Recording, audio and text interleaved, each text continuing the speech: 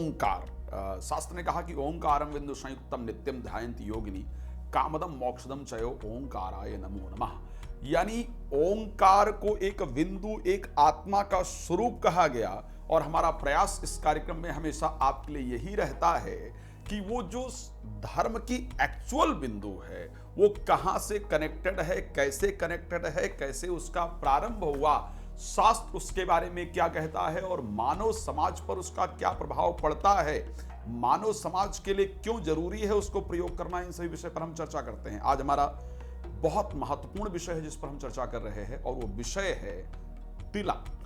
अगर हम वेदों में देखें, शास्त्रों में देखें, अगर हम देवताओं को देखें तो मैं सत्य कहता हूं कि कोई भी ऐसा देवता नहीं है, कोई भी ऐसी देवी नहीं है जिसके मस्तिष्क पर आप तिलक नहीं देखेंगे।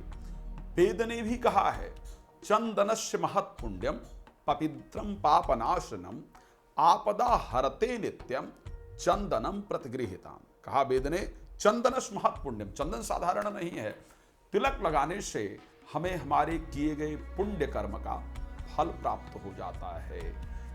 पवित्रम, चंदन लगाने से हमारा मस्तिष्क जागृत होता है, हमारी ज्ञान इंद्रिया जागृत होती है। पापनाशनम, जीवन में किए गए जो हमारे पाप इत्यादि हैं वो नष्ट हो जाते हैं और मस्तिष्क को ये समझ आता है कि एक्चुअल में सही क्या है और गलत क्या है। आपदा हरते नित्यम बहुत महत्वपूर्ण है। मैंने इस श्लोक को मैं बताना चाहता हूं और उसके बाद मैं प्रयास करूंगा कि आप सबको बताऊं कि आज के समाज में इसने किस प्रकार से आपदाओं का हरण किया है। आपदा हरते नित्यम चंदनम प्रतिगृहीताम, प्रतिदिन की आने वाली आपदाओं का हरण से होता था। शास्त्र ने एक और चीज कहा, जब हम देवताओं को चंदन अर्पण करते हैं तो वेद में एक मंत्र आता है, श्रीखंड चंदनम दिव्यम गंधाढ़ मनोहरम विलेपनम श्री श्रेष्ठा चंदनम प्रतिगृहीताम। श्रीखंड चंदनम दिव्यम गंधाढ़ सुमनोहरम विलेपनम सूर्य श्रेष्ठा। देवताओं के लिए जो सबसे इंपॉर्टेंट है, जो सबसे श्रेष्ठ है, उसमें चंदन को एक महत्वपूर्ण स्थान दिया गया। बहुत बड़ा विषय है कि भाई अगर मैं उठा करके किसी भी देवता की बात करूं, हर देवता के मस्तक पर चंदन, और देवताओं ने बड़े महत्वपूर्ण कार्य किए इसीलिए उनको देवता कहा जाता है। मैं अगर पुरातन समय के अंतर्गत जाऊं तो इवन मैं अगर जिनको राक्षस कह सकता हूं उनके मस्तक पर भी हमने चंदन देखा है। अगर आप रावण को उठा करके देखें, आप मेघनाथ को उठा करके देखें, आप कुंभकर्ण इत्यादि को उठा करके देखें, आप जरासंध को उठा करके देखें, आप कंस को उठा करके देखें, तो ऐसा कोई विषय नहीं। इवन कंस के बारे में तो यहां तक एक चर्चा आती है, भागवत जो लोग अध्ययन करते हैं उस भागवत के अंदर यह चर्चा आती है कि जो त्रिवक्रा जिसको कहा जाता है, शैरेंद्री जिसको कहा जाता है, जिसको भगवान ने जाकर के मथुरा में जो उसका शरीर था जो तीन तरफ से टेढ़ा था इसलिए उसको लोग त्रिवक्रा कहते थे, उसको चंदन उससे लगवाने के बाद उसके शरीर को स्वस्थ किया और कंस उसके द्वारा घिसे हुए चंदन को जरूर लगाता था। तो हमने कहीं ऐसा तो नहीं कि चंदन लगाना बंद करके अपने जीवन में मिलने वाली बड़ी अपॉर्चुनिटी को खो दिया है, अपने जीवन में लाने होने वाले बड़े परिवर्तन को खो दिया है। अगर ये कहा जाए यस, तो मैं कह सकता हूं हां, हम लोग धीरे धीरे अपने सनातन से विमुख हो करके, सनातन की जो पहचान थी उससे विमुख हो करके हमने एक्चुअल में बहुत कुछ खोया है।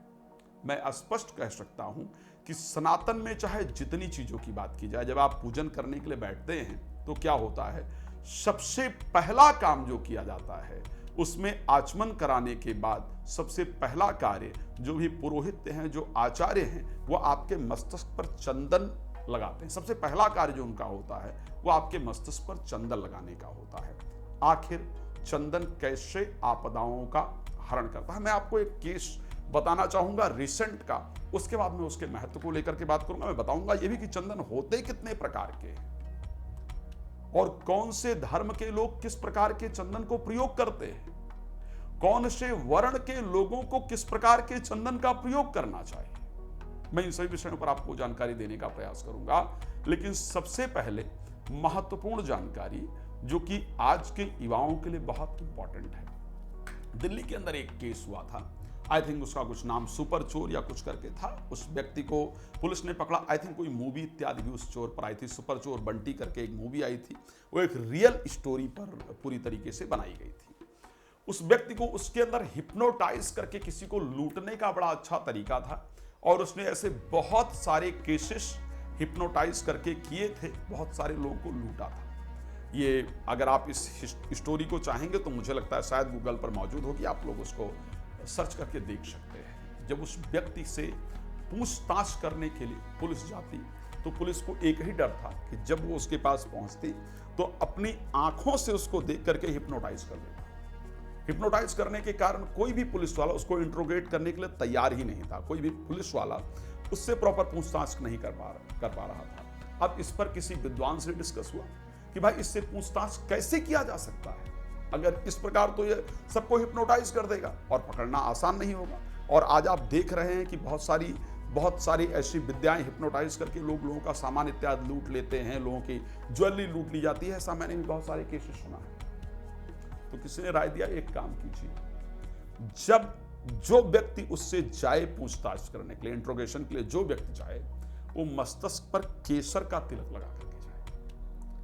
और यही किया गया। जब केसर का तिलक वो व्यक्ति मस्तिष्क पर लगा करके जब पुलिस वाले उसके पास गए तो ऐसे परिस्थिति के अंतर्गत देखा गया कि वो व्यक्ति हिप्नोटाइज उसको नहीं कर पाया। तो और उससे पूरी पूछताछ की प्रक्रिया हुई, बाकी जो कानूनी प्रक्रिया हुई होगी उसके बारे में बहुत लंबा डिस्कस नहीं करूंगा, विषय बहुत लंबा हो जाएगा। कहने का तात्पर्य यह है कि मैंने कहा था आपदा हरते नित्यम चंदनम प्रतिगृहता। वेद कहता है यदि आप चंदन का प्रयोग करते हैं तो चंदन के प्रयोग से आपका मस्तिष्क जो है वो शीतल रहता है। मस्तिष्क की शीतलता के कारण आपको क्रोध बहुत कम आता है। कौन आपके प्रति सही है, कौन आपके प्रति गलत है, क्या करना चाहिए और क्या नहीं करना चाहिए, ये आपको समझ आता है। साइंटिफिक एक दृष्टि है कि हमारा जो ये वाला पार्ट है मस्तिष्क का, इसको केंद्र बिंदु कहा जाता है, ये हमारे मस्तिष्क का केंद्र है। उसके साथ भगवान विष्णु का ये स्पेशल स्थान कहा जाता है। जब यहां पर जो हमारे मस्तिष्क का केंद्र है, जब यहां पर आप चंदन लगाते हैं तो ऐसी परिस्थिति के अंतर्गत आपका जो केंद्र है वो जागृत रहता है। और जब कोई व्यक्ति आपको देखता है तो ऐसी परिस्थिति में आपके प्रति अट्रैक्ट होती है, उसका जो ध्यान है वो आपके यहाँ पर उस तिलक को देख करके आपके प्रति पॉजिटिविटी को क्रिएट करता है। वो आपके बारे में सात्विक सोचता है, सोचती है, पॉजिटिव सोचता है, सोचती है, उसके अंदर एक परिवर्तन आता है। इसमें कोई दो राय नहीं है कि यदि कोई तिलक लगा करके आज के समय में भी जा रहा है तो अगर आप सनातन का मानने वाला कोई है, भारतीय कोई है, तो निश्चित रूप से उसका मस्तिष्क झुक जाता है। नमस्ते या प्रणाम। भाई किसी ब्राह्मण इत्यादि के मस्तिष्क पर अगर देखा जाए तो भाई ब्राह्मण इत्यादि को देखा जाए, तिलक लगाकर अगर जा रहा है मंदिर का पंडित, तो जनरली लोग उसको थोड़ा इंपॉर्टेंस जरूर देते हैं, उसको स्थान इत्यादि। तो ये एक जनरल चीजें हैं जिसको हम लोग देखते हैं। लेकिन शास्त्र के दृष्टि से चंदन लगाने से आपके डे टू डे लाइफ में आने वाली जो प्रॉब्लम्स हैं वो इजीली सॉल्व हो जाती हैं। जब भी हम चंदन कितने प्रकार के होते हैं, कौन कौन से चंदन किसको लगाने चाहिए, किस प्रकार के चंदन को लगाने चाहिए, इस पर चर्चा करते हैं। धीरे धीरे इसमें कोई दो राय नहीं कि ये विषय आता गया।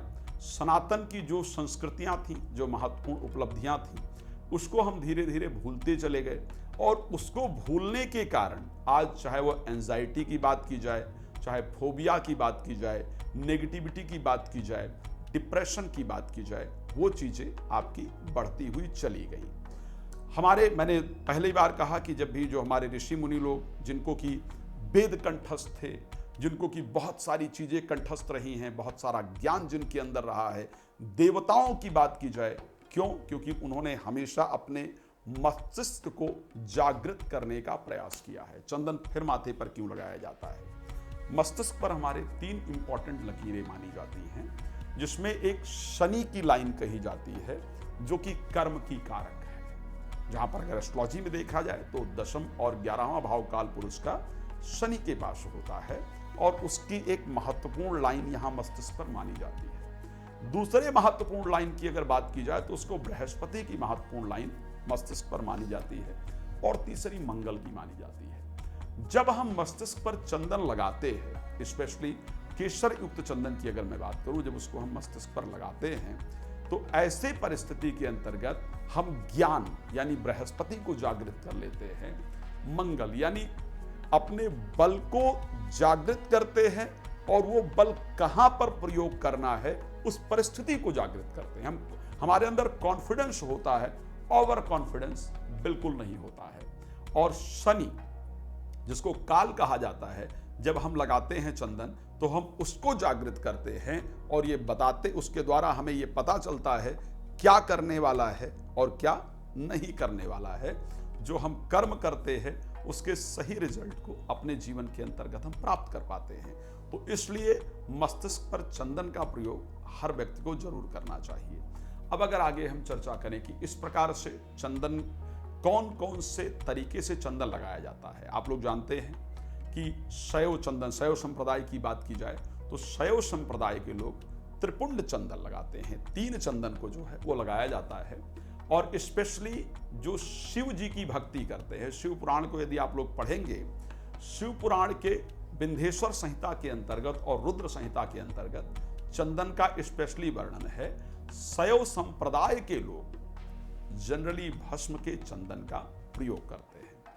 ऐसा कहा जाता है और ऐसा शिव पुराण के अंतर्गत वर्णन आता है कि त्रिपुंड जो 3 लाइनें हैं, एक एक लाइन के अंतर्गत 9 देवताओं का निवास होता है। मैंने शिव पुराण का जब अध्ययन किया तो शिव पुराण के अध्ययन में ये देखने को मिला कि यदि कोई भस्म लगा करके अपने माथे पर जा रहा है, यदि कोई व्यक्ति भस्म लगाकर अपने मस्तक पर जा रहा हो और प्रेता योनि में पड़ा हुआ व्यक्ति भी यदि उसका दर्शन रास्ते में कर ले तो उसको मोक्ष की प्राप्ति हो जाती है। यदि कोई माथे पर भस्म का जो त्रिपुंड तिलक है उसको लगा करके जा रहा हो और रास्ते में कोई व्यक्ति बहुत पापी हो, जो अपने पूर्व जन्म कृत्य पाप कर्म के कारण परेशान हो रहा है, अगर वो उसके दर्शन को कर लेता है तो पाप से मुक्त हो जाता है।